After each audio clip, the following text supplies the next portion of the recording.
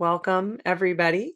We are here on our Q&A podcast. We do this once a month where we are joined by a group of people and we get to answer questions live. So it's always really fun.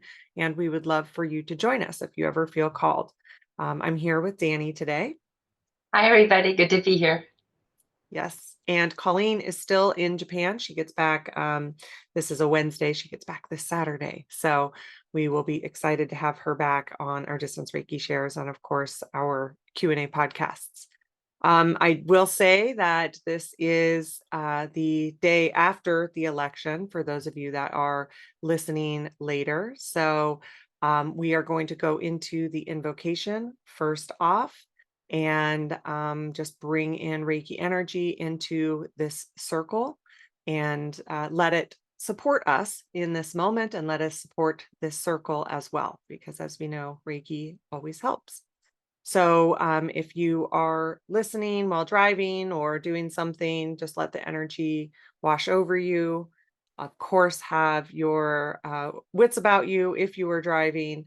And otherwise, you can go ahead and get comfortable as we go into the invocation. I'm going to turn my video off and then we'll get started.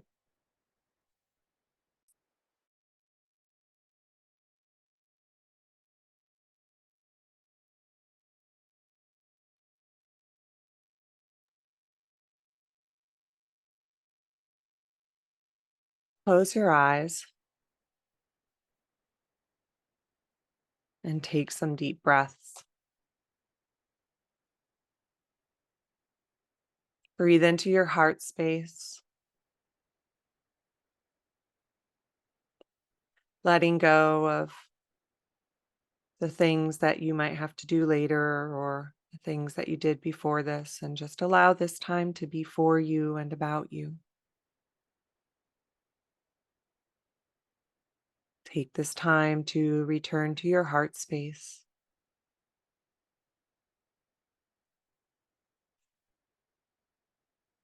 and breathe.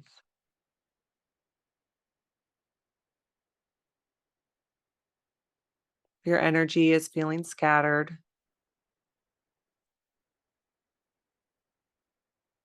Bring yourself back into this moment in time.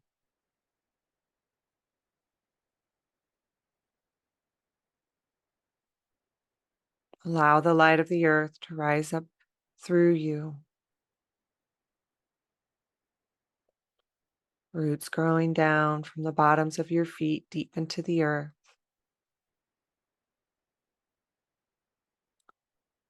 Becoming more and more grounded within yourself, within your heart space, within your mind, body, and spirit.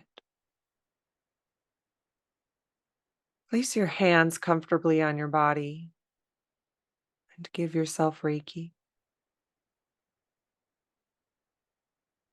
And I am sending Reiki to all of those that are here in the circle and those that are listening later.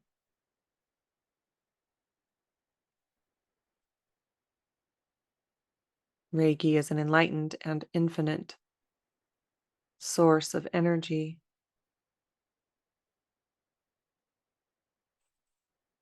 So just say yes and receive.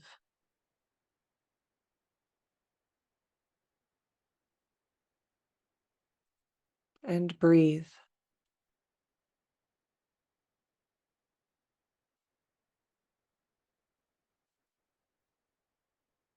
We call in the power symbol, the power of love, that source that is within you, the key, the life force, your spirit, that which is pure love at the core of your being. And the connection to all things here in this physical realm.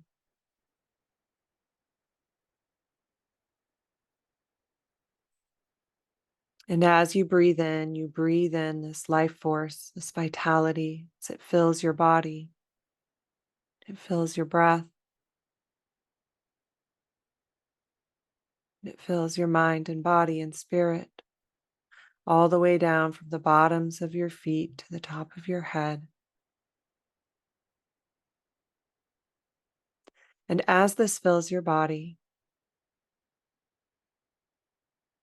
it begins to let go of the things that you need to let go of today, right here, right now, in this moment in time.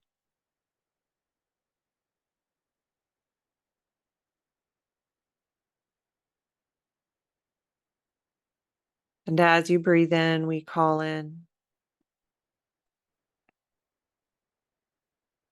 Divine Mind, your higher self,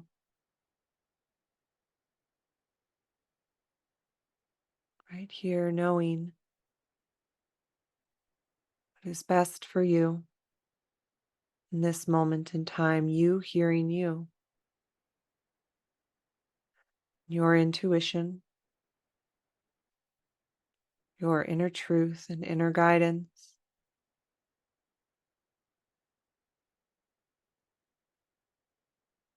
That which sees what you do not.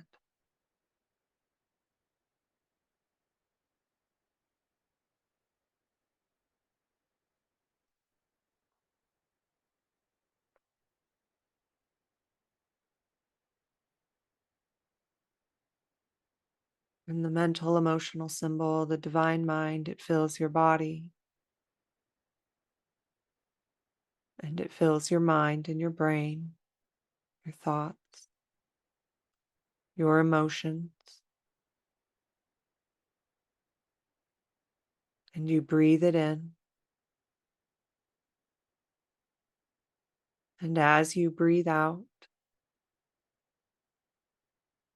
you begin letting go into the light of Reiki, what you need to let go of in this moment in time. What is there to release for you right here, right now?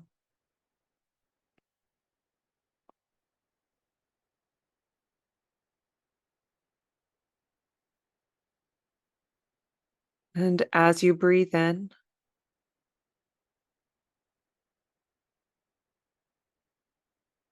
you breathe in the distance symbol, that connection to the divine outside of space and time, your connection to the divine,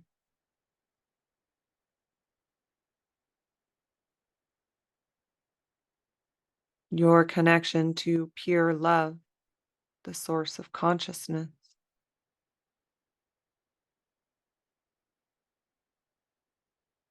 pure love at the source of you.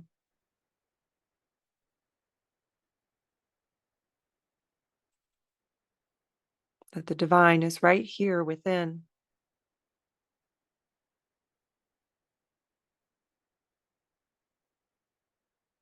It is your heart beating, your spirit remembering, and it flows through you, and it flows down through the top of your head and through your whole body, through your whole being. And it lets go of what you need to let go of in this moment in time. You send it on the out breath into the source of consciousness, into the light.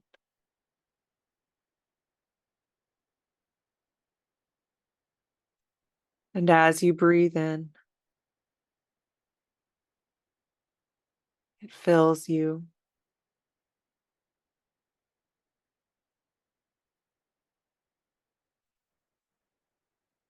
It helps you remember that within you are the source of consciousness.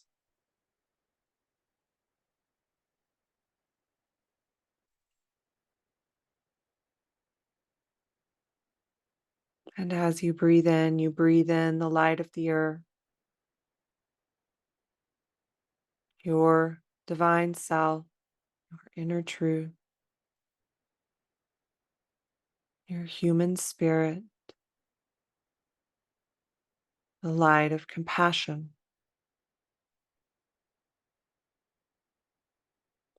And it fills you and helps you to let go of what you need to let go of in this moment in time.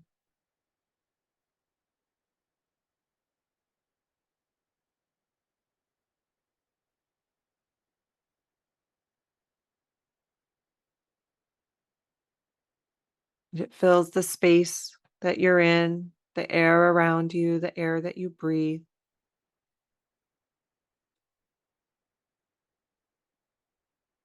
It's all right here, right now.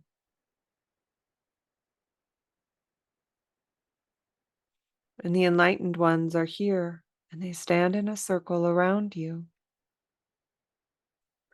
And they shine their light and their love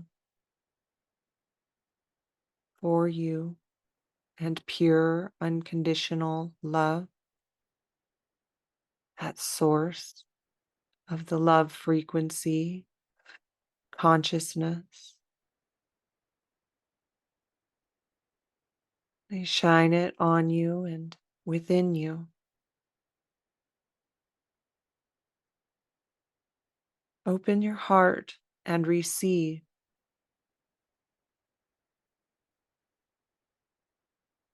Take a moment and receive the light of Reiki.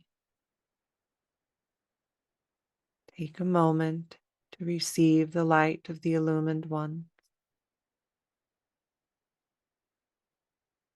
It shines on you and within you.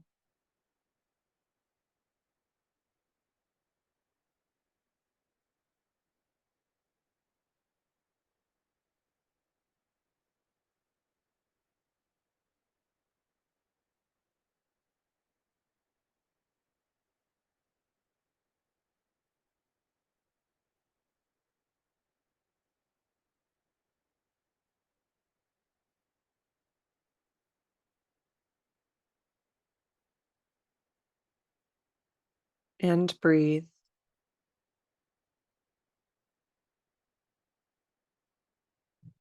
Allowing yourself to be where you're at this moment in time. Allowing yourself to receive love for you in this moment in time.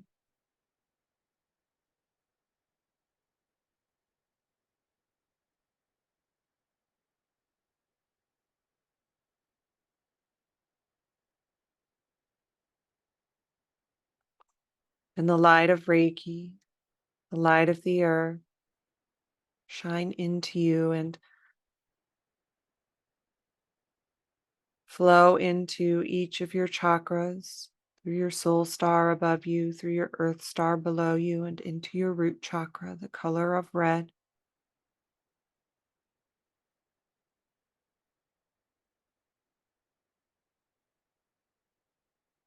Bringing in the light force and the life force into your root.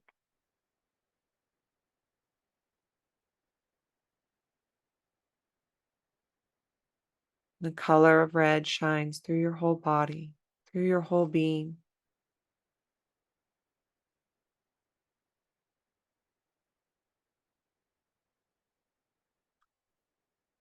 And into the orange, into your sacral chakra, helping all of your energy centers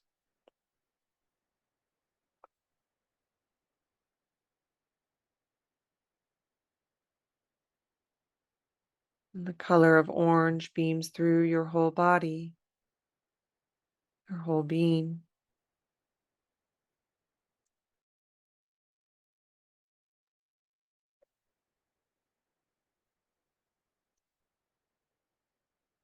And into your solar plexus, into the yellow,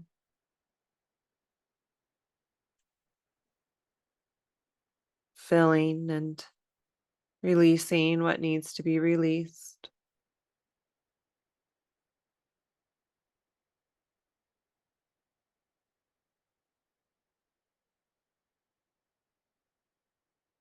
The color of yellow fills your whole body, your whole being.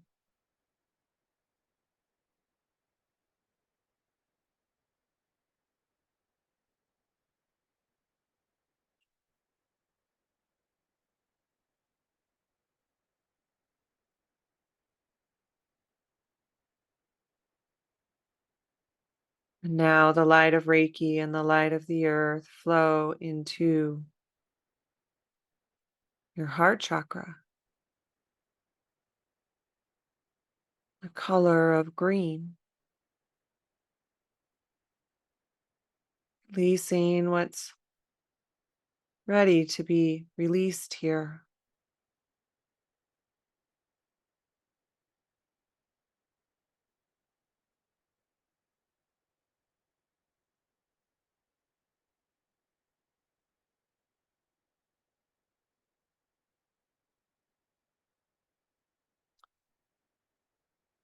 As the color of green fills your whole body, your whole being.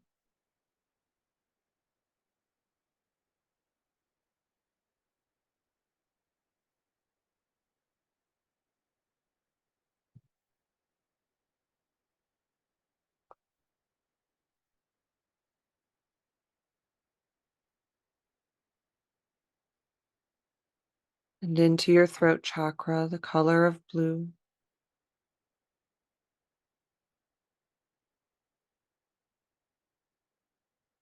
Any blocks here, the Reiki energy lifts them for you and from you. What you're ready to let go of in this moment in time.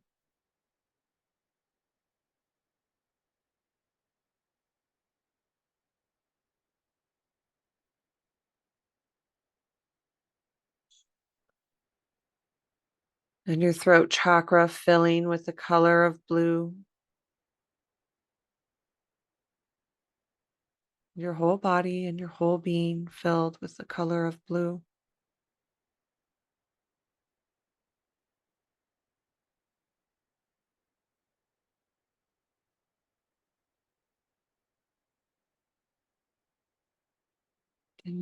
And into your third eye, the indigo.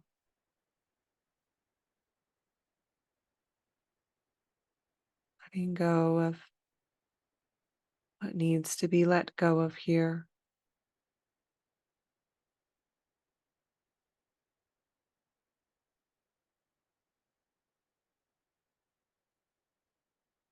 And filling your whole body, your whole being with indigo.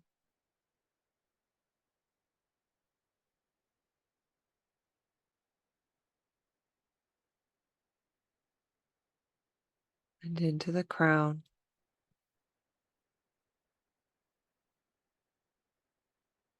Violet, filling your body, filling your being with violet. Letting go of what needs to be let go of right here in this moment in time.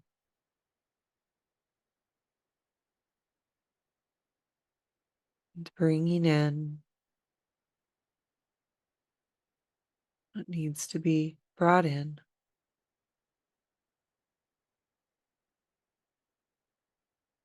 The energy centers within you moving, the colors within you brighten, the pure love of the divine ones surrounding you, the Reiki energy flowing through you.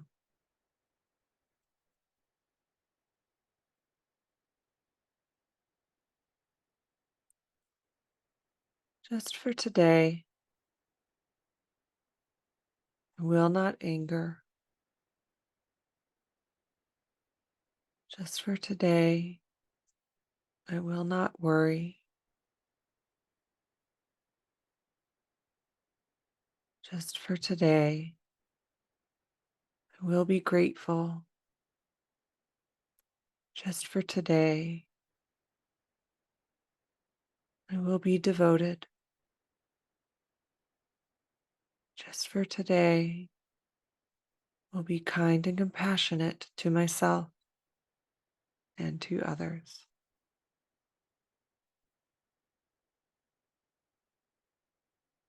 And breathe in the Reiki energy.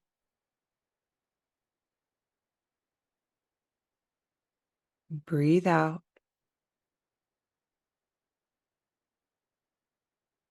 You feel it flowing through you, supporting you and loving you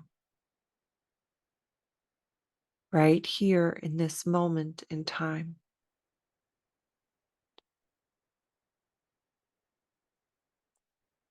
And so we say thank you to the illumined one, to the Reiki energy, to those that have come before us and those that will come after. And we say thank you to each other, as we were meant to be here together today, this beautiful circle and community. Thank you. And so it is. And so when you're ready, you can come fully back into the room, and gently open your eyes.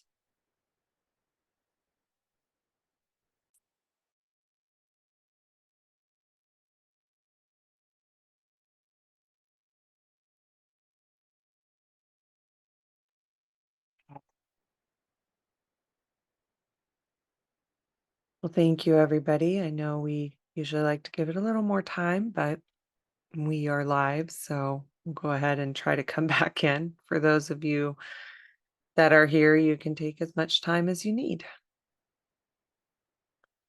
So we're going to go ahead and get started with some questions.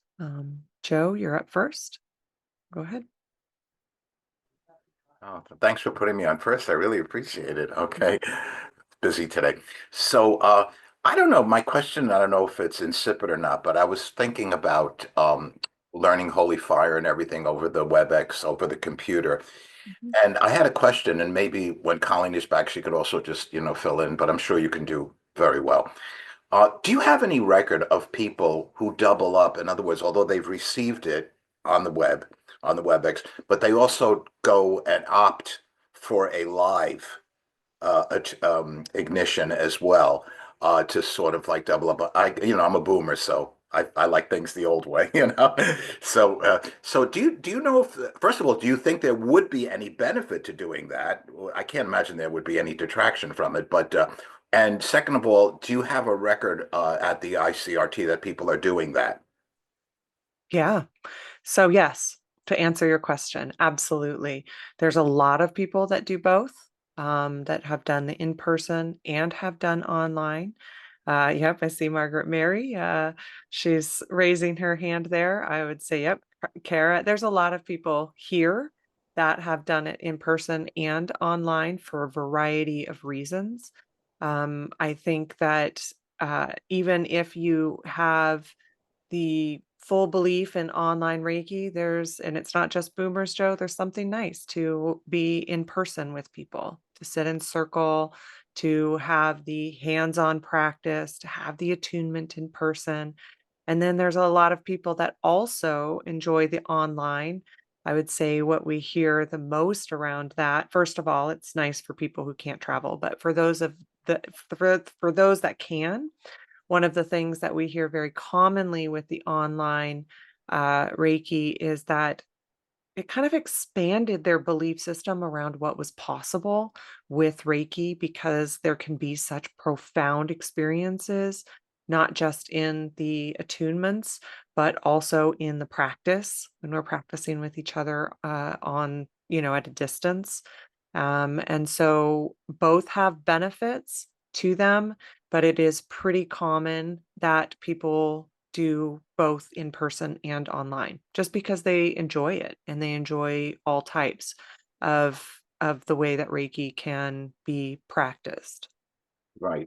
I mean, I have proof. I know the online stuff works. I mean, I was giving Reiki to a lady out of state, and I think I told you the story. She was holding a cellulite crystal during a whole treatment, and she felt the crystal get hot. So I know that it is, but but again, I like the personal touch and something with something like that. So Absolutely. And that's pretty universal too, that it is that people, even and I know you say you like the things old fashioned way, which I totally get. I'm not detracting for that, but all ages are like, no, I would really like that in-person experience with it, even though I know that the online works. I'm not saying, that you're saying, oh, I'm not saying that it doesn't, but it's just still that communal aspect to it that's really beautiful when it comes to, all sorts of things, but specifically energy work, because a class is kind of like a ceremony, and so it is this process that it can be so powerful when we go through it with other people, with our teachers, and again, just having that really big, profound sense of community with other people. no, So yeah, I learned from William. I mean, the Holy Fire and Karuna, and he made it very homey. He had tons of bananas and grapes, for us to snack on in between, sessions and stuff like that. So he really did make it very nice. yeah. And it was so funny. The room I had stopped in that room where I had learned like a few years later, and I could have swear it still smelled like sage. Yeah. Yep. Anytime. It lasts for a while, which is a great thing about it. Well, So, yeah. thank you for that. I'd like to ask Colleen too if she Yeah, sees any benefits about it in the future going forward. I'll ask her too. absolutely. It's always Thank you great to so have her much. perspective. And I see Danny unmuted and then Margaret Mary had a comment as well. But I was going to add to that. Like even before we did online classes, I've taken different in-person classes, and each time it's different. Just like our classes that we take in Next Step, like year after year, because we change and we have different things going on in our lives, we learn something new. So I think that that's absolutely great to do it in person, online, multiple times. I think it's very interesting with different teachers, the same teachers, because it's just so different. And so yeah, and Yeah. yes, I do like the in person because I'm a ceremonial person. And after the last, 4 or 5 years, I also see and feel, and most of my sessions are online, and it's amazing, and I love it. And so it's just whatever you want. So go Yeah. for it, Joe. Yeah, thanks, Danny. That's a good perspective. And I see you, Kara. I'm going to go to Margaret Mary and then we'll come to you. Um, that's such a great perspective, Danny, that people will retake their classes a lot. It's actually part of the reason that we have a review fee at Reiki Lifestyle, because each class is going to be different. The dynamic with the students is going to be different. And so people really do love to retake their classes, even if they've done all of them in person or all of them in line or online, or the combination of those two things. So I agree. And especially like you said, Danny, the different cycles of your life really can contribute to the different experiences and what you receive from Reiki in that moment in time. So yeah, thanks, Danny. Go ahead, Margaret Mary. Hi, thank you. I have taken each course multiple times, and I had never received Reiki before I registered for a Reiki course. So I was just like, Reiki really brought it to me. And one of the huge benefits, and I'm going to speak to an experience that I had directly with Robyn when the first time I took animal Reiki, it was so profound. I was so grateful that it was online, because we were being called back from uh, the first experience, and I couldn't come back. I was completely losing it. And had I been in a classroom with other people, I would have totally stuffed it. And, Robyn reached out to me in the chat and she was like, what's going on? We're ready to get started. And I just directly messaged her and said, I can't pull it together. I'm losing it here, completely losing it. And I understand better now why. And thankfully, because I had the privacy of turning off my sound and turning off my video, I could let all of that stuff go. Like I could vocalize, I could sob, I could release, and just not be a hot mess and impact everybody else in the classroom. And I was totally unaware. And, Robyn's on screen and she goes, got it, on it. And, I could feel her sending Reiki to me to help me, just go, okay, whatever that is, I can really, really let it go in almost one breath. And I was able to come back very, very quickly. And I have taken every course online multiple times, and I have been blessed and fortunate to take it in person as well. And there are distinctions within it. And every single time I am, to use my children's vernacular in their video game experiences, I'm leveling up. I'm shedding another layer. I'm releasing something. And, somewhere I read, what I love about the ICRT and our community is it's Reiki your way, and you are free to study with whomever you want, however you're called. And we're actually encouraged to do that. So somewhere I read, I think it's in the LMRT program, to review every 6 months. And that's just the modus operandi that I use, because I want to be in the energy every 6 months, whatever it is I'm taking, because I'm definitely an onion and I got layers and layers. So that's what's available for yourself in your life. And that's only if and when you're called to do it. And I know to follow that guidance, because the support is there. And I haven't lost it too much in the last 6 months or so of the courses that I've taken. And it still happens. But, I receive, I release, Reiki receive, and just really let it go. So yeah, it works, Joe. Go for it. Thank you. And Kara, go ahead.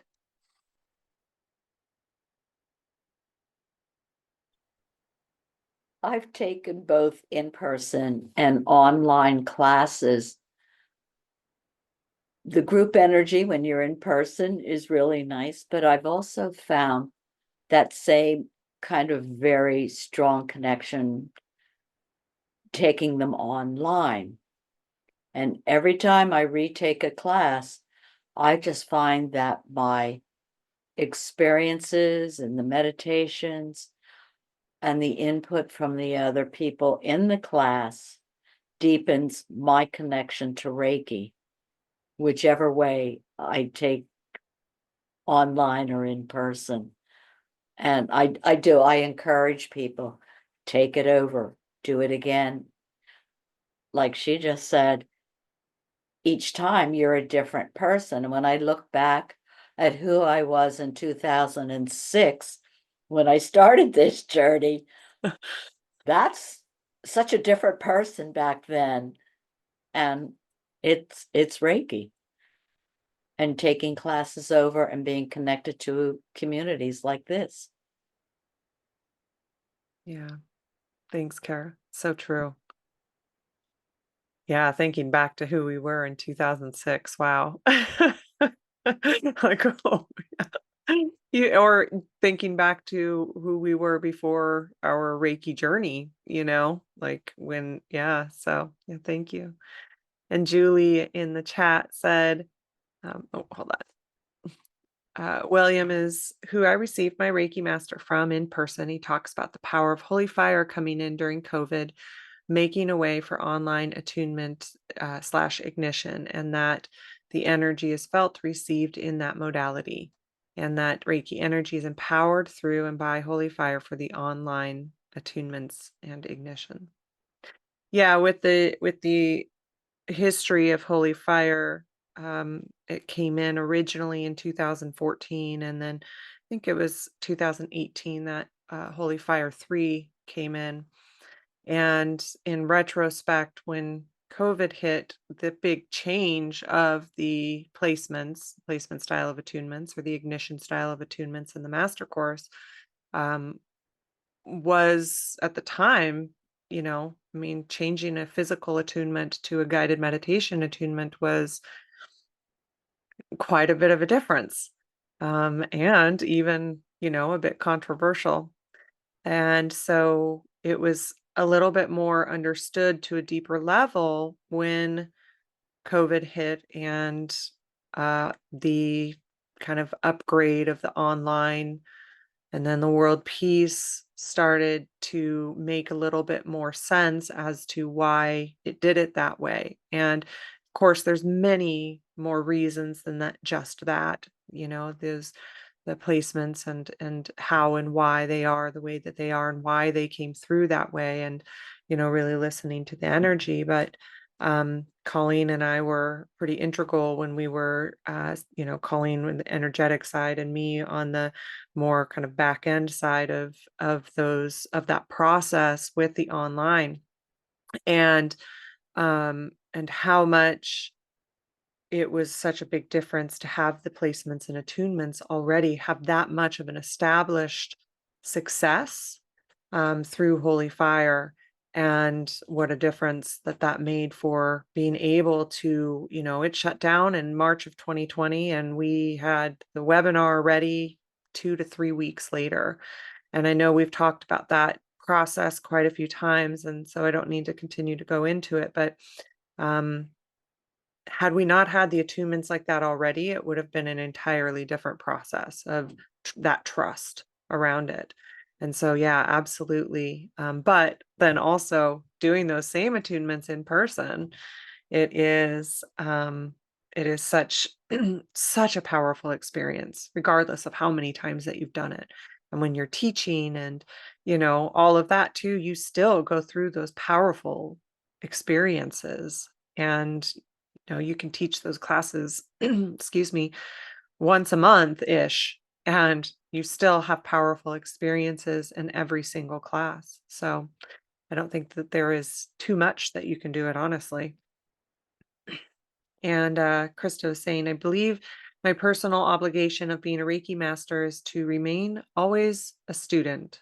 I started in person. Zoom gave me my passion when I couldn't be present in person. And so grateful for such a beautiful path to walk, fulfillment of my dream to have a magical life. Yeah, so many reasons for the online with those kinds of things. That is really helpful for people. So good question. And thanks everybody for your shares and comments with it as well. All right, Margaret Mary, you had a couple of questions.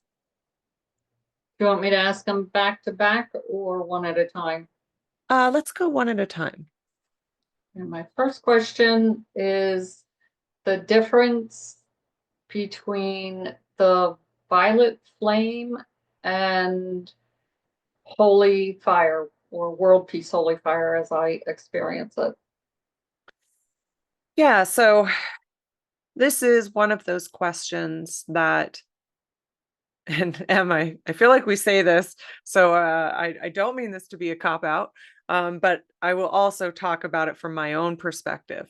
However, I will say that this is one of those places where, of course, we all get to have our own inner truth around what it means, and how they differ, and maybe even how there are similarities, or how they have overlap with their frequencies and things like that. So also to know that you can journey on these or ask Reiki and do self Reiki and meditate on these kinds of questions and ask it to show you what your answers are around that. I also know you know that. So, um, but just to kind of add that into the conversation that certainly not the authority on what these all mean and how each of us perceive the energies differently, because that is going to be different for each of us. We also all learn more as we are just kind of have this conversation, the more that we spend time in the different energies or where we're at in our lives, that the different energies or the different tools that we might use with it can be different in different cycles of our lives as well, and what they teach us and how we use them. So I will say on this, I am certainly I am familiar with the violet flame, and but I am not an expert in it by any means. So I do want to have the caveat of that. I would say for me, how I perceive each of them, the overarching aspect of it is that the violet flame is more of an acute concept, like a tool that you could use for a specific reason. It does have a larger energy behind it as well. There's even violet flame Reiki. There's violet flame in a lot of different modalities.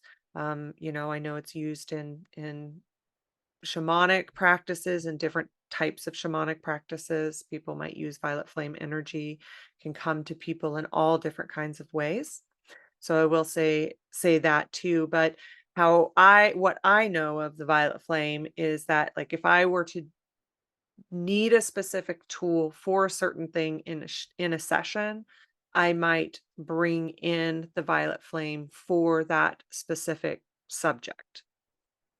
Where to me, as what holy fire is more of kind of like an overarching idea, right? That yes, you might bring holy fire in as a specific tool, but it's a more meta idea of an energy. So that's kind of how I perceive them, like where holy fire is more meta. It's like this kind of larger idea. And I don't mean hierarchical. I just mean more kind of at the consciousness level, where violet flame is more of a specific idea or a specific tool or a specific energy. It has maybe even a little bit more physicality to it in how I perceive it. However, like I said, I'm not necessarily an expert with violet flame, so I also want to leave a lot of space for more knowledge around it, and also people who would have a different perspective around it. It's just what I understand of it. And Krista, I see that you raised your hand. If you have a perspective on this, go ahead and unmute. I have an additional question. I don't know if Oh, anybody has an opinion or ever heard of this, but back in, I guess around 2014, when I got my Holy Fire placement, it was Holy Fire 3 at that time. That Reiki master that I studied under really gave the teaching that when we were under that new higher Holy Fire 3 energy, that receiving violet flame energy or receiving the energy that was being, being attuned that way or going into that frequency would lower our vibrations. And we were discouraged from like receiving that level or and I know that like someone in my class at that time became a Holy Fire 3 Reiki master, ended up teaching in a hospital system and decided to go into a more traditional teaching because her, she was about to be kicked out for using language like the heavens and these things. It just couldn't work in the environment she was in. And it was like this attitude that would negate, the other. So does anyone want to talk about that? I don't know. Krista, is this can you repeat when this was? So this would have been back when Holy Fire 3 first came out. So I'm guessing approximately 2014, 2015. Okay. Yeah, so Holy Fire, when Holy Fire came in, it was actually in 2014, and that was Holy Fire 1. Okay, so it Then would we have been had 15, like 3, Yeah, yeah. somewhere in there. And then we had Mm-hmm. the upgrade to Holy Fire 2 and then the upgrade to Holy Fire 3 in Mm-hmm. 2018. And so my dates on exactly, I know it Something. was Mm-hmm. 2014 and then 2018, but the Oh, you two, know what? It might have been Holy Fire 2. It you'd might have have to been look. Holy Fire 2 at that point. Yeah, But it's around that era. I Yeah, it would, was when yeah. everything was moving right then. Yeah. Yeah.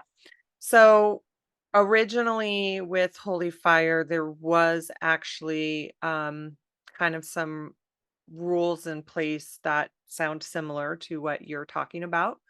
Letting go of spirit guides, letting go of, or, that language that you were Yeah. explaining with the violet flame being lower frequency. So there was some of that in place with some of those earlier versions of Holy Fire. Since Holy Fire 3 has come through, and then especially since even more the upgrades since then, but I would say it really shifted in Holy Fire 3 in 2018. Some of those ideas have been let go of. And so, in my own experience, I do think that there are, to kind of answer your question about the violet flame and to bring it back to with M's, I could see how a teacher might have said that at the time. Um, and but I personally, don't necessarily believe that. Like I said, it's not to be hierarchical. It's just to have an understanding that there's different kinds of energy, and that the violet flame is going to carry one frequency where holy fire might carry a different frequency.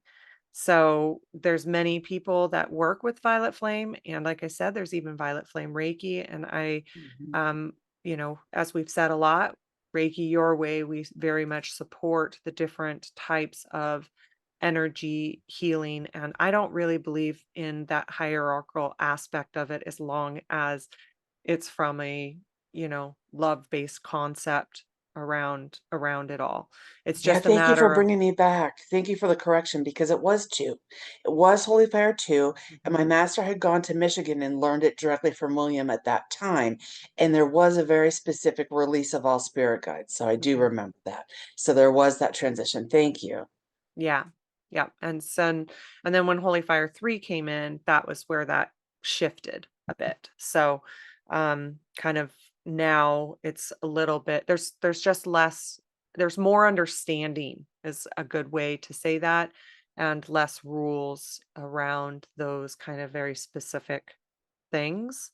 And as we know in retrospect with everything is, there's reasons behind, there's paths to all of it. But at this point, it's Holy Fire 3 and the subsequent upgrades and things are definitely, um, more, they don't have those same restrictions, might be a good, um, uh, restrictions to be a good word to use for that. So again, violet flame, I would just say, is just a bit of a different frequency. Mhm. And But so, oh, sorry, just one quick follow-up. If you were to take the older version after you were already so if you have we have the we have the Holy Fire symbol and we're practicing Holy Fire Reiki. If you would go back and say take a traditional Tibetan, Usui class from a different master, do you lose that Holy Fire symbol no, or lose that? Okay, thank you. nope, you can use both. Yeah. So, yeah, you can, lots of people have multiple lineages of Reiki. So, yeah, somebody just put in the chat, I learned the older version to have it in my wheelhouse, and many people take Usui Tibetan after they've taken Holy Fire or lots of different lineages in Reiki. And so you don't lose what you have. You might use techniques from one or techniques from others. So, or maybe you have a specific way to combine them. So yeah. Did that answer your question around it all? Me? Yes, thank you. No, Oh. yeah, thanks, Krista. I was talking to Margaret Mary. It does. I'm still listening for clarity because I have people come up to me and we start talking about all things Reiki, and then they're offering me the violet flame, and I became attuned in October 2020. And if I wasn't repeatedly offered this, I would have just left it alone, but it keeps showing up. So I will take your coaching and your guidance, and I will journey on it and discover what is there for me with regards to it. I just, because it kept showing up, it's like, okay, I'll ask about it. I'll figure it out, because I have not done anything outside of ICRT, because I am so young at this and I don't know what I don't know. And, you know, I don't want to go backwards. I only want to go forwards. At least that's the guidance. So thank you for your coaching and for answering the question the way that you did. And thank you, Krista, for being the contribution you are in sharing what you did. Yeah, thank you. And that's exactly, and I see you. Kaz, is your question related or is it, okay, hold on a second. And that's exactly what you do is you listen. You're like, okay, this keeps showing up. What is this? And then you just go into the Reiki energy and ask why it continues to show up.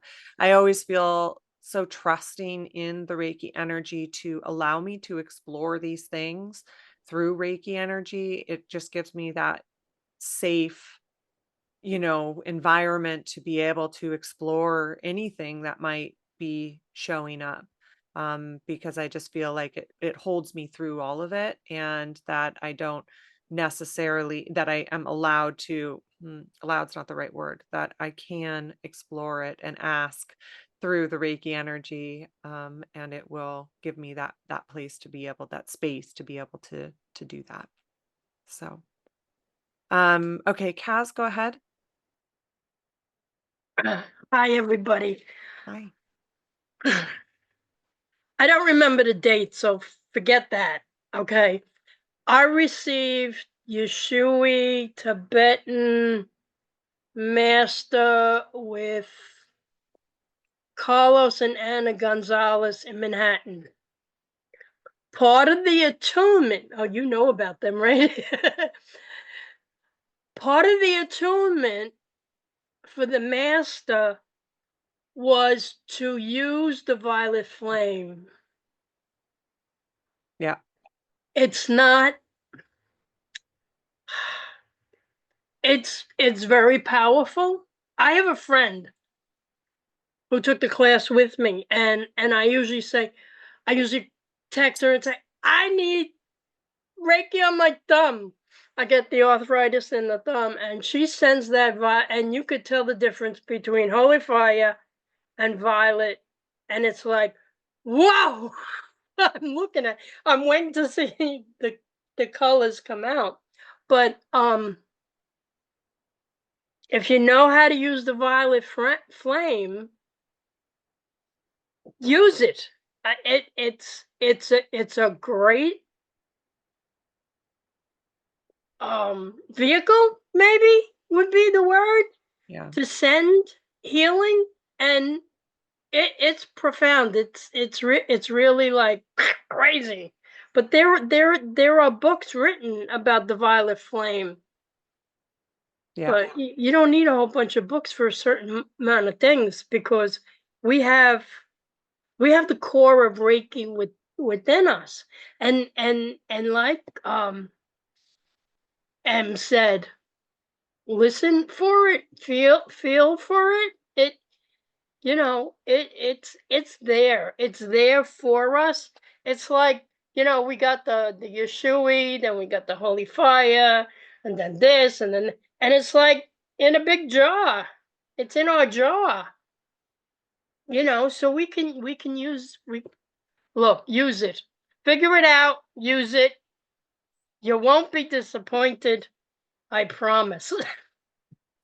Thanks, Kaz. And yeah, I think that, it being part of the Usui Tibetan, that's, when it comes to it, when I really started to get into Reiki, I mean, I've been attuned for half my life, but and attuned to Usui Tibetan, but I wasn't really deeply using it to this level until basically, just before Holy Fire. So I appreciate that reminder. I forgot that it was a part of the Usui Tibetan. It was a big part of the Usui Tibetan too. So yeah, thank you for that reminder. Yeah. Kara, go ahead.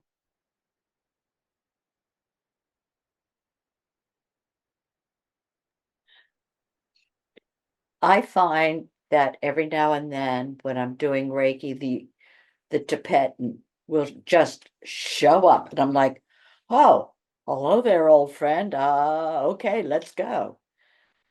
And I just trust that it has shown up because whatever it is about it is needed in that moment with that client. Yeah. So true. Thank you, Kara. Agreed. There's that trust.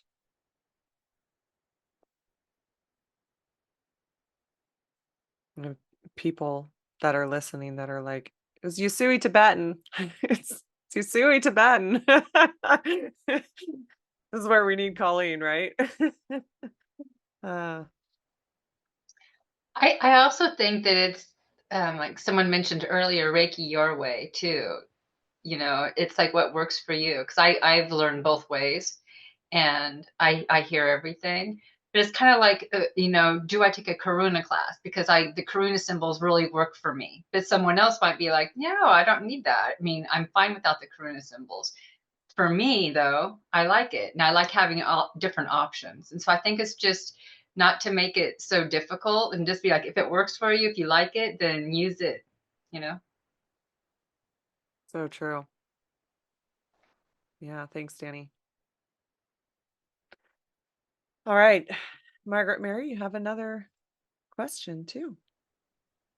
Thank you. My other question is about the Temple of the Great Beaming Light, its location.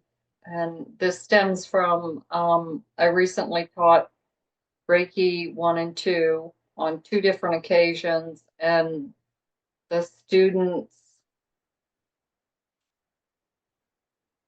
I was doing a guided journey, and I took them to the Temple of the Great Beaming Light, which was for me, it was at the top of a mountain, and at a certain point I had to stop. I couldn't go any further.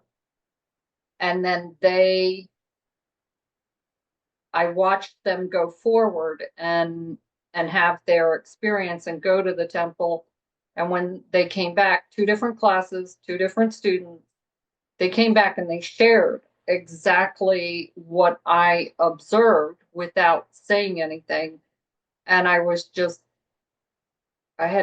like, okay, I don't know what this is. I don't know where this is. That's the context because of those 2 experiences.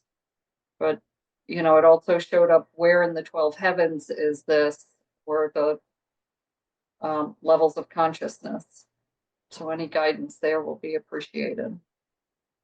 Now, when you say the Temple of the Great Beaming Light, do you mean the master symbol that can commonly be translated to the treasure house of beaming light, or do you mean more like the Temple of the Great Beaming Light that is the artwork from William? I have no idea. Okay. No, I did as I was guided through the class, and I was drawn wherever this was. I wanted to go, and I was told I couldn't go. And so, I observed the student walking to this place, and being human with duality, I was jealous. It was like, but I want to go too, and I couldn't. And I was like, okay. And it was cool to get the affirmation that was from a student, that was their experience. And then when I taught Reiki 1 and 2 again, and another student had it was a repeat. It was like, okay, I don't know what I don't know. And now it sounds like there's 2 places, so teach Well, me. I'm going to go ahead and screen share really quick. So this is on reiki.org. This is artwork, and I'm sorry, I apologize, it's so small. Let me see if we can. Yeah, this is artwork that William had commissioned by or painted by Alex Gray. And this is his version of the temple of the great beaming light. Now, the master symbol DKM can be translated into the treasure house of the great beaming light. So this artwork is, when you said on top of a mountain, I was like, oh, that looks, similar to what William has as a part of kind of some of the ICRT artwork. I know by zooming in, it wasn't the best looking. I couldn't find a bigger image like that quickly. It's also on the Facebook page for the ICRT. So this, as far as where it is in the where it's located, I have experienced it in the third heaven. It looks differently to me. And I think that's going to be different for each person. And how you experience it when you're talking about it from the aspect of the master symbol DKM. It is about the great beaming light that we are within, as far as the general nature of the symbol. However, that of course is going to be another one of those things that we are going to have a deep relationship to what it means. And so that part of it can also be represented in different ways and how we perceive it. For me, the symbols, they don't necessarily have a location in the different levels of consciousness. When we're in our journey work, they more have qualities. However, I have been to a temple of beaming light. It looks very different to this, to what I showed. And I've experienced it in the third heaven. And it was full of the colors of the chakras, and it had all of these different rooms, and they, each one had different qualities and different healings that were within. But again, that's going to be each of our own experience and each of our own perspective. And that maybe, as far as what you were experiencing with your clients, that maybe you weren't going there with them, but if you were to experience it for yourself, that if you journeyed on it for yourself, that maybe it would allow you to go there for yourself, since it's each about our own inner beaming light. And that would, of course, be a deep relationship with ourselves. And so I would just maybe, listen around exploring it from that perspective, exploring it from your own treasure house of your great beaming light, or your temple of your great beaming light. Did it look similar to the poster? I'm just curious. Or feel similar to that artwork? No, No, okay. I actually couldn't see it. I know that we started at we stepped off the Bridge of Light, and then we just had this incredible journey, and it was really long, and we went, like, we climbed a mountain. And when we got up there, I couldn't see it, but I could feel that I couldn't pass beyond a certain threshold, because all I saw was light, and then I saw the student going towards it, and then I was just like, so I couldn't actually see it with my eyes. It was kind of like looking into the sun, if you will, which is never advisable, never recommended. Don't do it. So I couldn't actually see it. But thank you. Those are all things that I will, taking notes. I'll journey on it and discover what is there for myself and my life. So thank you. Yeah. Yeah, I've had that happen in journeys before where it's not for you to have any perspective on. It's just for the energy and the client to have between them. So it does kind of stop you at a certain place. So I've definitely had that perspective, not necessarily with this, but I've had that happen. That it just kind of, all right, this is for them to traverse on, and this is that they're working that out. It's between the energy and the client. So I've definitely had that in in a sessions before. So that's not too abnormal or uncommon, or just to let you know that I've had that experience before, definitely multiple times with it. So there's that. And even if the client doesn't receive any information, during that time frame, it's not about that. It's the energy in them working it out on a subconscious level. So that's definitely been a part of it. It's just interesting that it is a sun, that you're not basically, I mean, I know it's more than that, it's that light, but that it's like looking into the sun because it's so bright. I think of that symbol in a similar, it can be in a similar fashion, where because it is our own kind of personal sun, it's our life force, it's that beaming light that we all are within. And a lot of times, to me, it's just my own perception of it, that does feel like our own personal sun within, and that great beaming light. So I love that. Thank you. I've never had those experiences before where I couldn't go, and there was a part of me until the student shared, I was able to let go that I had let them down, or I hadn't done it right, or I had failed to perform. And when they shared what they experienced once they got there, it was just like, okay, and now it's happened twice, and I didn't know. So thank you for sharing all of that with me, and that empowers me to continue teaching and being a Reiki master. Yeah, absolutely. Definitely common enough. Yeah, the comment in there, and then I see your question as well, Annabelle, but the comment in here about has unique characteristics and usages. Absolutely. I would say that most of the symbols have their characteristics and usages by a lot of the practices. I don't want to say most, by a lot of different lineages. They're going to have their different qualities, their different frequencies, and the different places that we can apply any of the symbols. So Joe is talking about the distance symbol. And I would say the same for all of the symbols, that they have their different frequencies, their different characteristics, and their different ways that we can use them.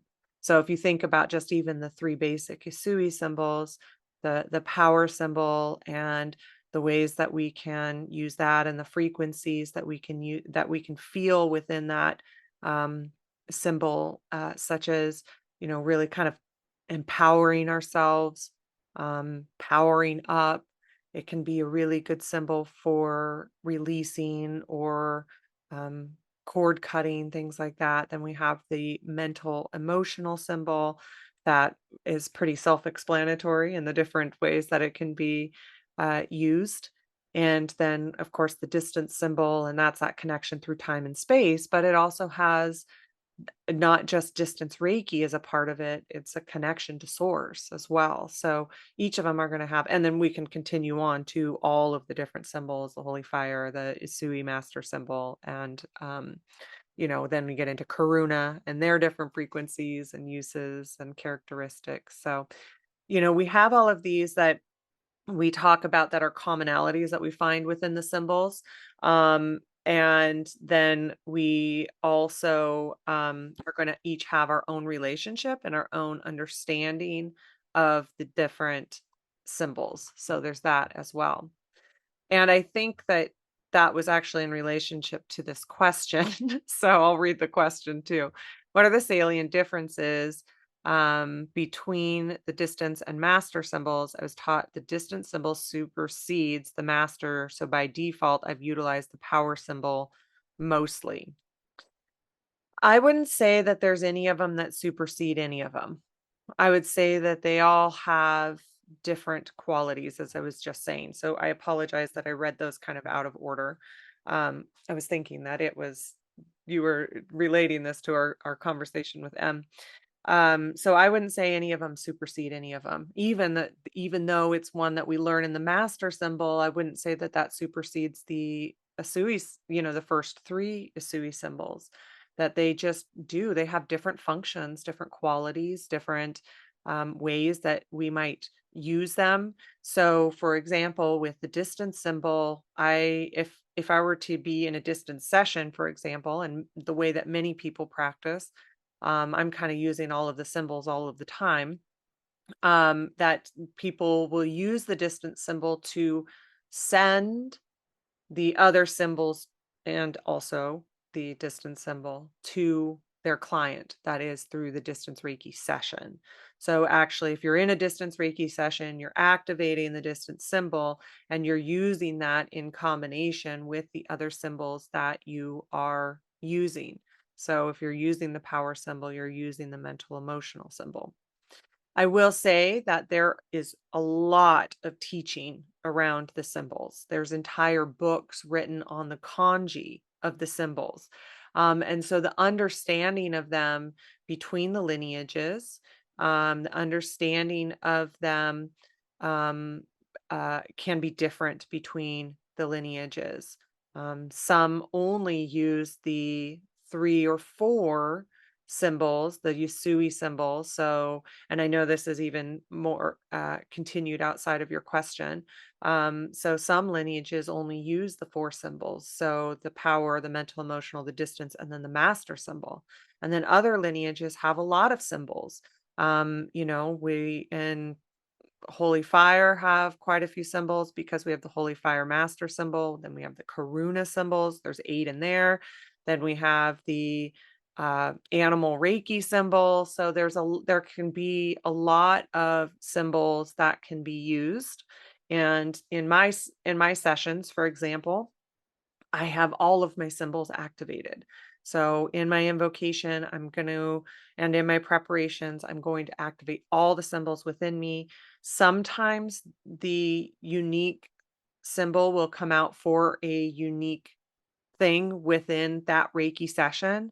But most of the time, it's actually they're all working together with all of the things that I might be doing. However, if a client, for example, in my interview or in the interview said, oh, I would, really like for this habit, my intention is for this habit to shift. That is something that the mental emotional symbol does very, very well. And so I might bring in that symbol specifically for that issue, for that intention, and have it really empower their intention around that. And maybe even say, if they're Reiki attuned, like, here's a symbol that you can use to help empower this intention for you around this habit. So that's just an example where they will have their characteristics and things that you could specifically use them for, or you could just use all of them for all of it. There's not really a right or a wrong. Also, if you're in a lineage that teaches something different, then that's okay too. They might have a little bit more of a regimented way that they use the symbols. And that is right as well. Really, what it comes down to is how it connects us to it. And a lot of times as humans, like, we need the idea of a symbol because that's a question that's asked as well. Like, why do we even need symbols, right?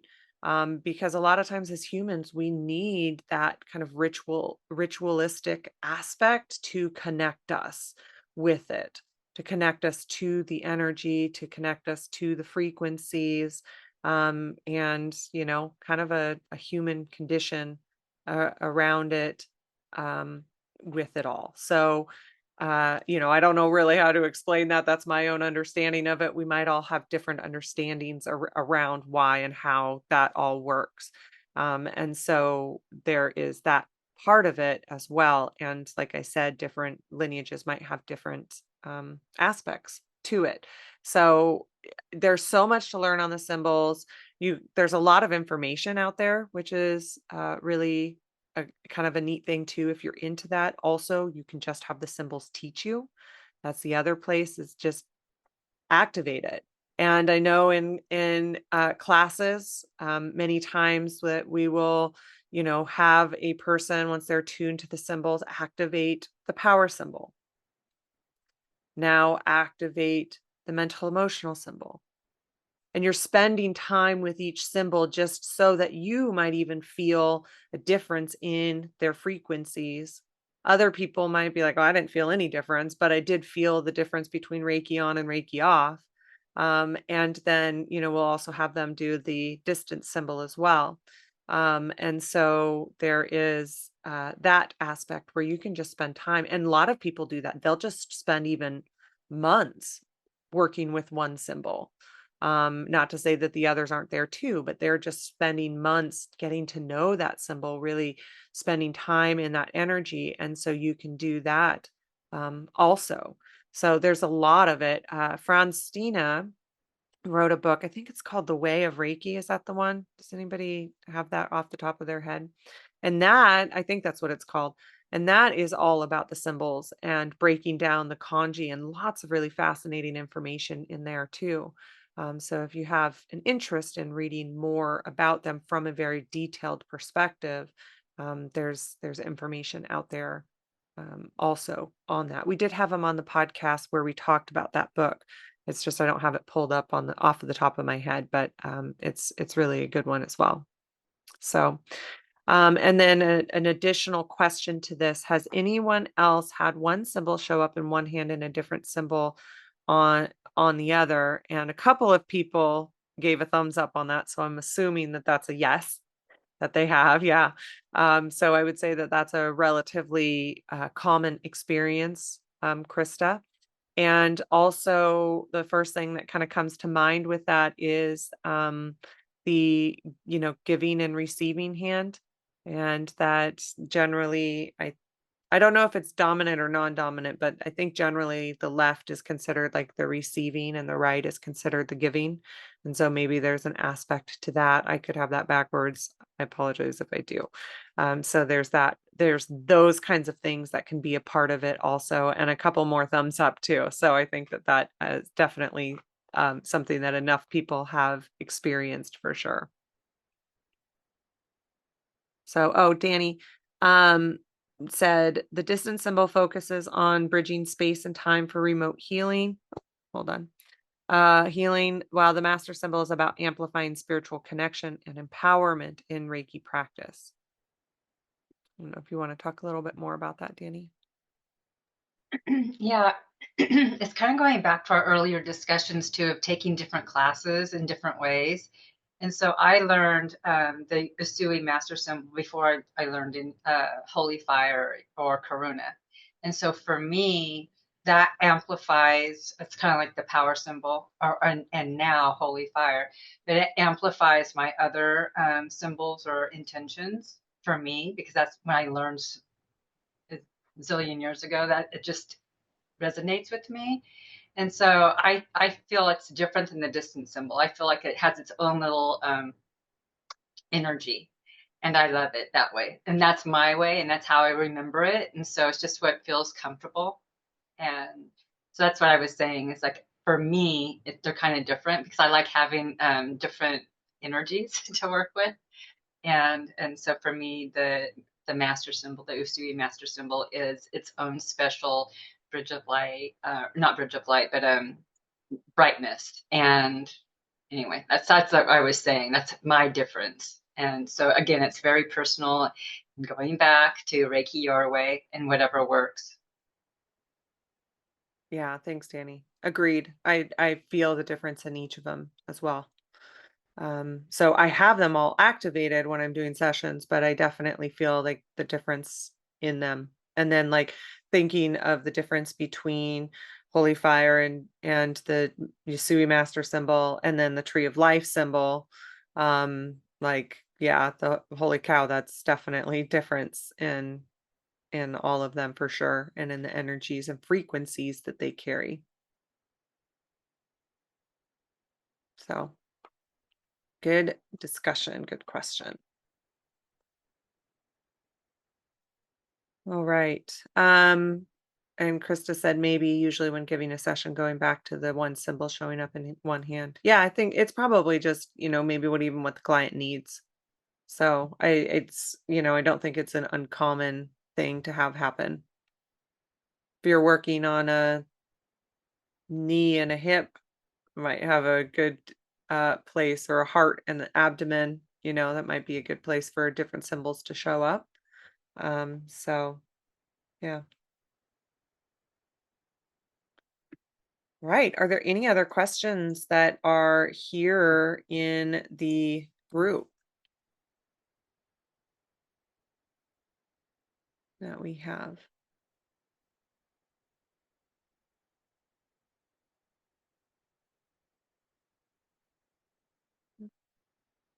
Okay. To be honest, Danny, I don't remember what questions have been read on our emailed agenda. So I think we have to probably go through those and kind of take off the ones because I'm looking at the top questions and I definitely know that those have been read and answered. So, Well, I have one that came in this morning. Perfect. And today's a pretty energetic day. And so she was asking, and she's in a remote area, so she doesn't have a lot of community around her. And she was asking in what way she can use Self-Reiki to, balance, align, calm her nervous system a bit for her. Or, when people are in grief, whether it's with an animal or a person or a situation, is just reminders of Self-Reiki. Do you want to go ahead and start off on this one? Sure. So I think a good reminder, well, the symbols are a great reminder. I remember when I first learned Reiki, Krista, I would draw symbols on my palms and it would be two different symbols. So it's really funny you would say that. And then push them together. Self-Reiki to me is, I use my hands, I use hand positions, whatever comes to me. It doesn't have to be every single one we learned. But I think hand positions are really important. You can just be in music. Music is really great. And this morning I put Karen Drucker on. She's an oldie but goodie. We love her, and she's given us permission to use her music.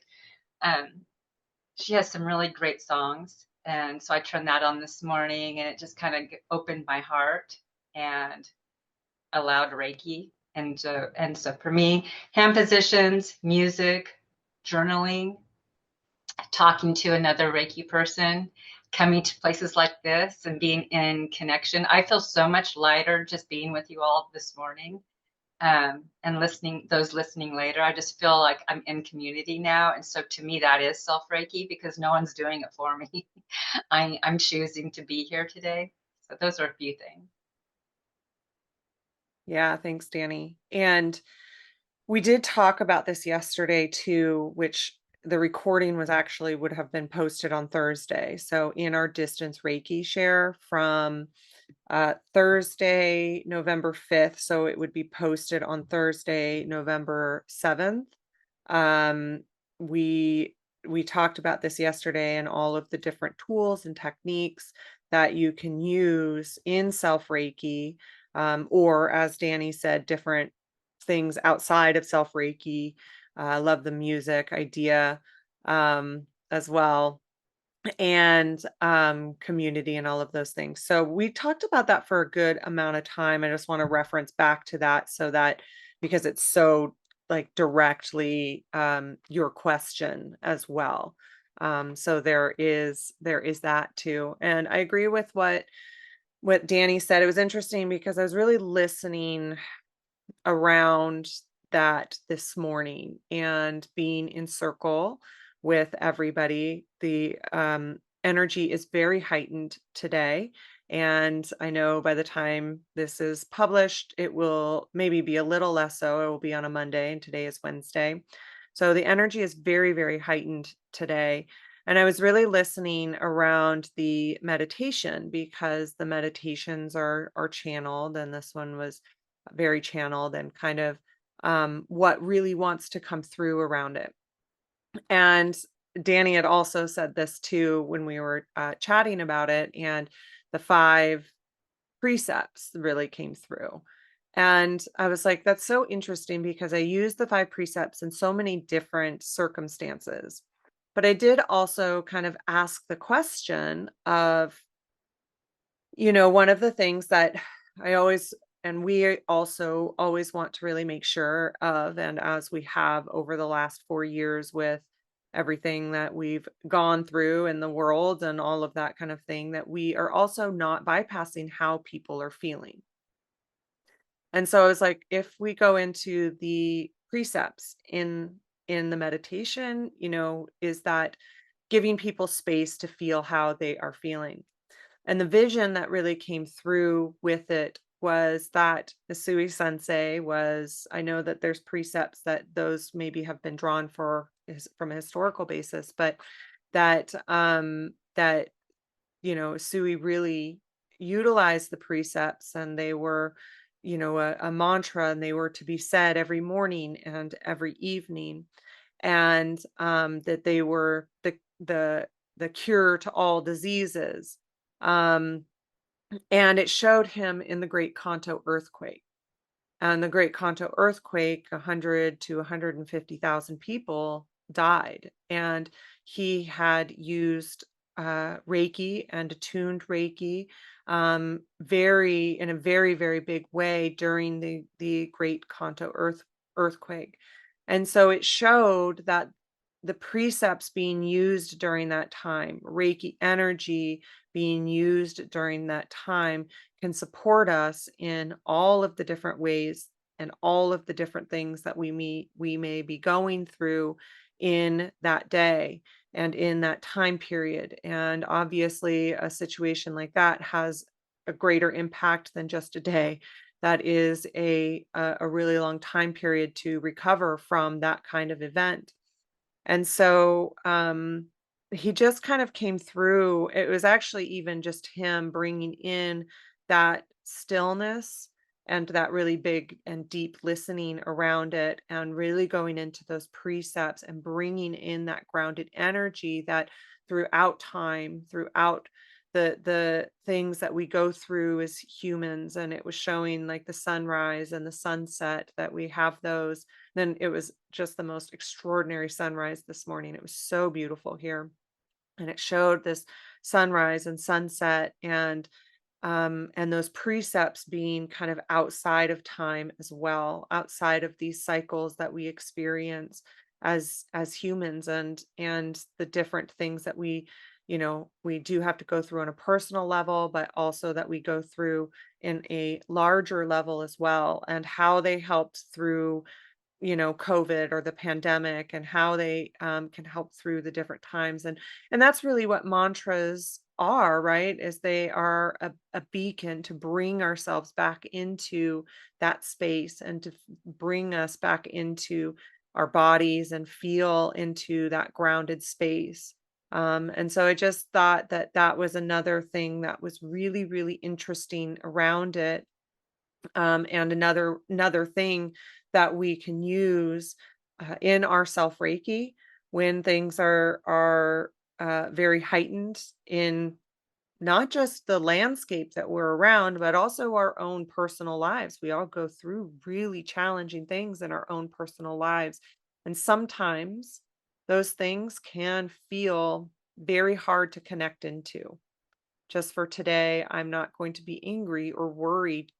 How about just for today, I'm going to be grateful? When we're going through really challenging times in our own cycles, like, gratitude can be pretty hard to find. And, but however, that anchor, that mantra, that sunrise, that sunset helps us to move into that deeper sense of self, into that more grounded place. And of course, how Reiki can help us to get there, because sometimes we may not feel that, but can Reiki help us to shift into that place to a greater degree? First of all, for ourselves, because sometimes that can be the harder place to uh, get to within ourselves. And then from a more broader perspective. So I think that there is so many different ways that we can use Reiki, that we can use our tools. That's why we have them. Also, to allow yourself to be where you're at. That's the other thing, right? Sometimes we just need to be where we're at. And then maybe tomorrow you can say the precepts, or and that's just not for today, but that is for all of the different cycles that we go through as human, collectively, all of those kinds of things, and to try not to bypass yourself sometimes too. Bring in Reiki, let it help support you. Those enlightened ones that came in through into the journey, was I loved that they're just here offering love for you, and that can be really supportive. Sometimes when you might not be able to feel it for yourself, receive it from elsewhere. And if that is not possible, maybe where you feel like that's possible in your life, you can always receive it from Reiki, and always receive it from the enlightened ones as well. So yeah. We have another question here. What is Gassho or Gassho meditation prayer, and when is the best time to use it? I love Gassho. So Gassho is the first pillar of Reiki, according to Usui Sensei. There's 3 pillars of Reiki. That is Gassho meditation. Then it is, and I'll go through each one. Then it is Reiji Ho, which is indication of spirit. Commonly, it is Gassho meditation is bringing 2 hands together at your heart like this. It can be kind of looked at, and I'm doing it a little higher. Normally, if I'm in person, it's going to be down lower. It would kind of look like a prayer position, or if you're in yoga, when your 2 hands are down together at your heart. So that's the first pillar of Reiki. It's Gassho meditation. And then Reiji Ho is the second pillar, and that is indication of spirit. Most commonly, it's where you're bringing your thumbs to your third eye, connecting your intuition, connecting spirit to your heart. And then the third pillar of Reiki is Chiryo, which means treatment. So many lineages, many people are going to start their preparations to a session, to a class, to a meditation by doing Gassho. And so Gassho is what Usui Sensei did morning and evening. It also can be a preparation. It's a lot of different things. It can be what you do before you start a session.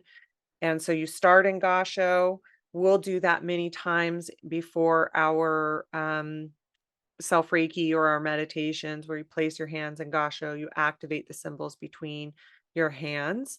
And so you're doing Gassho, then you're doing Reiji Ho, which is the indication of spirit. And then you are going back to your heart. And then that's when you're going to start your meditations. You're going to start your treatments. You're going to start all different things.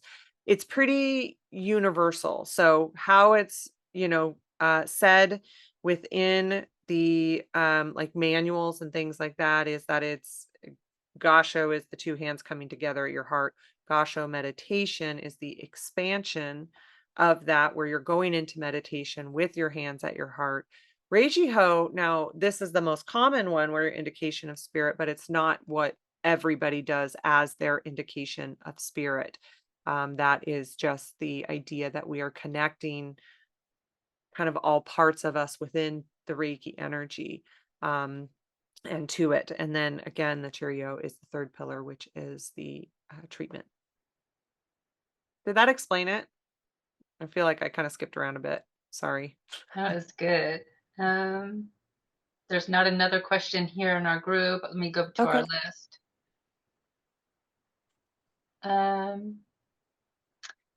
Nina asked, how can I make sure I'm not taking on others' energy? What's the most effective method you found? This is a practice, is what I would say. Not taking on any other people's energy is a practice. Remember that when you are empathic, that is easier to do than, sometimes easier said than done. Understanding that you are empathic and that you would, that you're trying to, observe and not absorb is another piece of that. So, I think just the understanding of it is kind of the first step. I think so many of us don't realize that that's what we're doing and that's what is affecting us until we realize that we are either empathic or that we are an empath. And when it comes to empathy and being an empath and being empathic, there is a broad spectrum of what that means, and it can be different for each of us. So, for example, I am definitely empathic. I can certainly take on the feelings of other people and empathic stress, for example, things like that. It can definitely cue my empathy. So many times I can feel what other people are feeling. However, there are people that are way more empathic than me, where they, it can be so, it can even be, really challenging to be in groups of people because of the empathy that they can feel. They feel everything. And so again, just understanding that there is a spectrum to it, with it. So there's that aspect to it.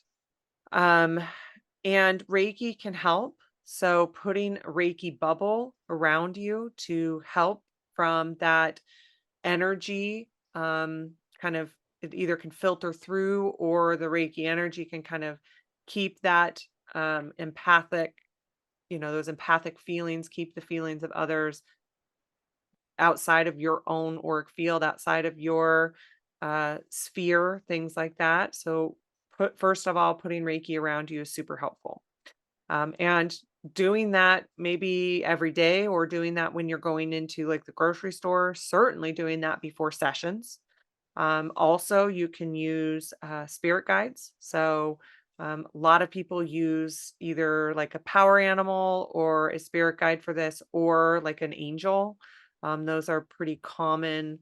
Archangels, especially, are pretty common allies that you can use for that kind of work with your empathy. So that's another tool that you can use. And then when it does happen, again, first of all, realizing it is one of the biggest skills, understanding when it happens. So, there can be times where I'd be like, where I can feel anxious or where I can feel grief or all of those kinds of things. And at some point I realize, oh wait, this isn't mine. This does not belong to me. This isn't mine. And so I would say that is one of the biggest parts of the skill around it, to know that also is just practice and understanding, even if you realize it later, like, oh, that's what was going on there. That is a part of the practice, so that eventually you get to the place where you know what is yours and what is theirs. Both, that discernment starts to happen for you easier and easier. So that's the other thing, because a lot of people who are empathic, may just think like, oh, there's nothing that I can do about it because I just am empathic. Well, you may still be empathic, but you can learn skill around how to manage it. So there's that. But part of that is really just that discernment process of knowing, of that understanding and that awareness of that experience for you. And that's going to be different for everyone, right? So there's that part of it. So Reiki, power animals. And then when it does happen, to do clearing techniques. So, because it happens to all of us, we realize it later. There's something, some sort of gunk that you have had a hard time releasing, doesn't belong to you. One of the easiest ways is Kenyoku. So that is dry bathing. It is a Japanese Reiki technique, and a Japanese Reiki technique. My brain's starting to go a little bit. Sorry.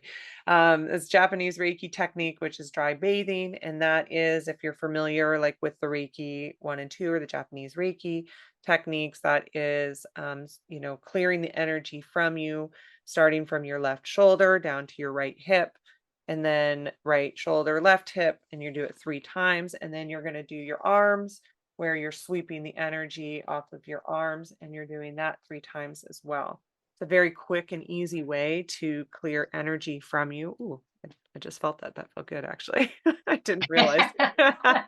Oh, okay. I didn't realize. So there's that. That's a very quick and easy way to do it. Great for after sessions. Great for after things like the grocery store, places like that. As Kelly said in the chat, releasing each night. What's not mine, I leave behind. You can do Kenyoku at night as well. So there's those different times that you can use it. Other ways to clear your own energy is Reiki itself. The power symbol is a great symbol to use for this. So asking that to come in and release what is not yours. Release, let's say you had picked up on something from a family member that you realize, oh, that's not my energy, that's theirs. That is a symbol that you can use for that. So that's really helpful.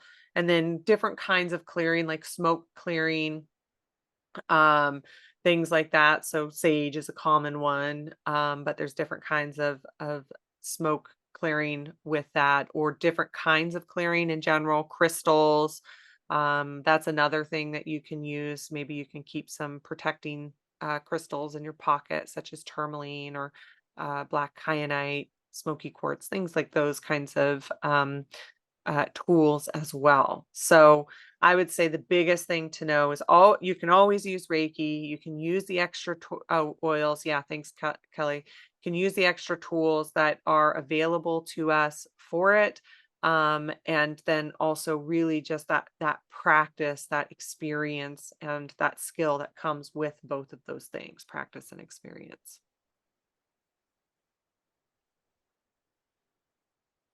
Awesome. All right. Well, I think we'll go ahead and call it there.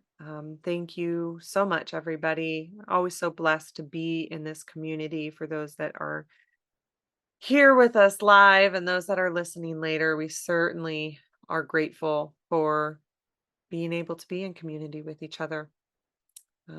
It's just a wonderful thing and a beautiful thing, and always just, reminds us that we are all here, heart-centered, heart-led people, and we are here together supporting each other and just wishing the best for everyone here and for each other. And that's a lot. That's amazing and that's beautiful. So, all right, I'm going to go ahead and open the circle. Thank you all so much. Lots of love to you all. We open the circle now. So we take the energy from this beautiful circle into the rest of our day. Thank you. Thank you so much, Robyn. Thank you all for being here. Bye.